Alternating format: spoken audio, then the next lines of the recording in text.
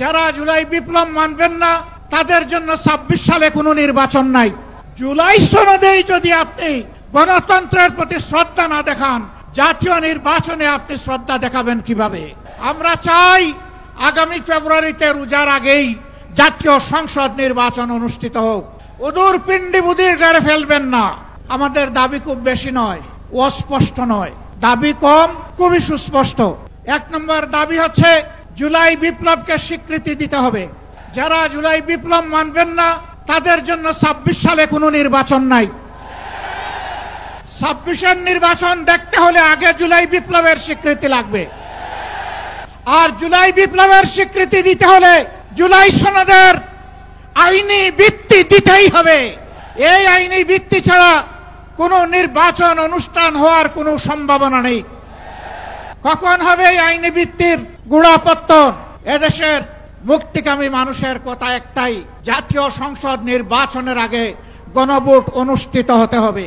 গণভোটের ব্যাপারে সকল দল একমত, তাহলে তারিখ নিয়ে এই বায়নাবাজি কেন? একমত হয়ে যখন স্বাক্ষর করেছি সবাই, তখন গণভোট আগে হওয়াই হচ্ছে যুক্তিযুক্ত। এর মধ্য দিয়ে আইনি ভিত্তির পাটাতন তৈরি হবে ইনশাআল্লাহ, এবং এর ভিত্তিতেই আগামী জাতীয় সংসদের নির্বাচন অনুষ্ঠিত হবে। ওই নির্বাচন যখন অনুষ্ঠিত হবে তখন আর কোনো সংশয় সন্দেহ থাকবে না। আমরা চাই আগামী ফেব্রুয়ারিতে রোজার আগেই জাতীয় সংসদ নির্বাচন অনুষ্ঠিত হোক। এইটা দিয়ে কেউ ধূম্রজাল সৃষ্টি করার পায়তারা চালাবেন না, উদূর পিণ্ডি বুদির গাড়ে ফেলবেন না।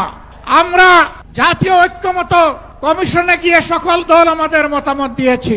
এই ৮ দলের পক্ষ থেকে ডজন খানেক নোট অফ ডিসেন্ট আমরা দেই নাই। আমরা প্রস্তাবনা রাখলে যৌক্তিক মনে করে সেখানে আলাপ আলোচনায় আমরা ইতিবাচক মত দিয়েছি। এরপরে সংখ্যাগরিষ্ঠ দলের মতামতের ভিত্তিতে একটা চার্টার তৈরি হয়েছে। এটি হচ্ছে গণতন্ত্রের কথা, যে সংখ্যাগরিষ্ঠ যা বলবে বাকিরা তাই মেনে নেবে। কিন্তু আমরা দেখলাম না, কেউ কেউ তা মেনে নিতে রাজি নন। জুলাই সনদেই যদি আপনি গণতন্ত্রের প্রতি শ্রদ্ধা না দেখান, জাতীয় নির্বাচনে আপনি শ্রদ্ধা দেখাবেন কিভাবে? এই জায়গায় আসতে হবে। সকল বায়না ভুলে যান। জুলাই শহীদের রক্তের প্রতি সম্মান দেখান।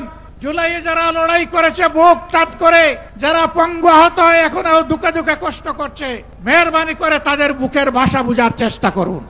আমি স্পষ্ট ভাষায় বলতে চাই, কোনো দলের নয়, জনতার বিজয় হবে ইনশাআল্লাহ। জনতা কি চায় কান পেতে শোনার চেষ্টা করুন। যদি এই ভাষা বুঝতে ব্যস্ত হন, তাহলে নিজের পরিণতির জন্য যে বুঝতে ব্যর্থ হবেন তাকে তৈরি থাকতে হবে। আমরা কথা দিচ্ছি বাংলাদেশের জনগণকে, আমাদের সহযোদ্ধারা আমাদের হাতে এনে মুক্তির প্রাথমিক পরিবেশটা উপহার দিয়েছে। আমরা জনগণের মুক্তি আদায় করেই ঘরে ফিরবো ইনশাআল্লাহ। আমরা ভদ্র ভাষায় কথা বলছি, ভদ্র ভাষায় কথা বলবো, কিন্তু আমাদের দাবির ব্যাপারে আমরা হিমালয়ের মতো অনড় থাকবো। কারণ এই দাবি জনগণের দাবি, কোনো দলের দাবি নয়। এই দাবি বিপ্লবের দাবি, এই দাবি ফ্যাসিবাদের দাবি নয়। অতএব ফ্যাসিবাদের দাবির কাছে বাংলাদেশের জনগণ মাথা নত করবে না। তৈরি হন।